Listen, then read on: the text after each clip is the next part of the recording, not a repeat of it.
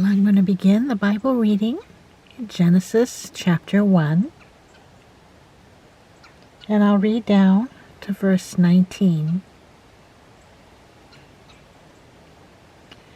When God began creating the heavens and the earth was at first a shapeless, chaotic mass, with the Spirit of God brooding over the dark vapors. Then God said, "Let there be light," and light appeared. And God was pleased with it, and divided the light from the darkness. So he let it shine for a while, and then there was darkness again.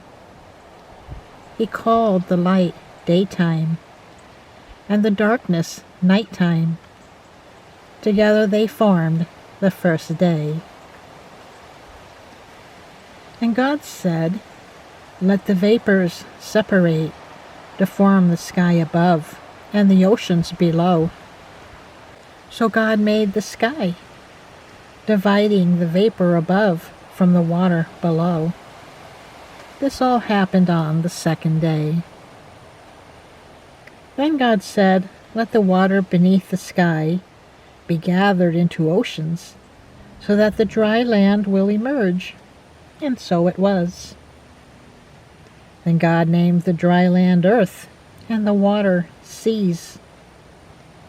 And God was pleased. And he said, "Let the earth burst forth with every sort of grass, and seed-bearing plant, and fruit trees with seeds inside the fruit, so that these seeds will produce the kinds of plants and fruits they came from." And so it was, and God was pleased. This all occurred on the third day. Then God said, "Let there be bright lights in the sky, to give light to the earth, and to identify the day and the night. They shall bring about the seasons on the earth, and mark the days and years." And so it was.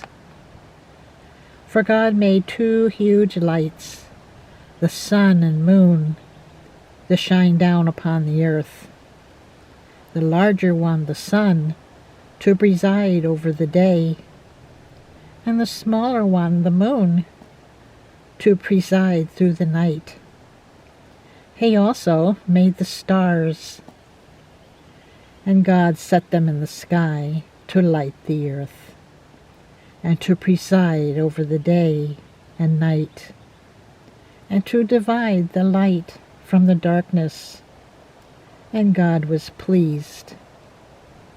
This all happened on the 4th day.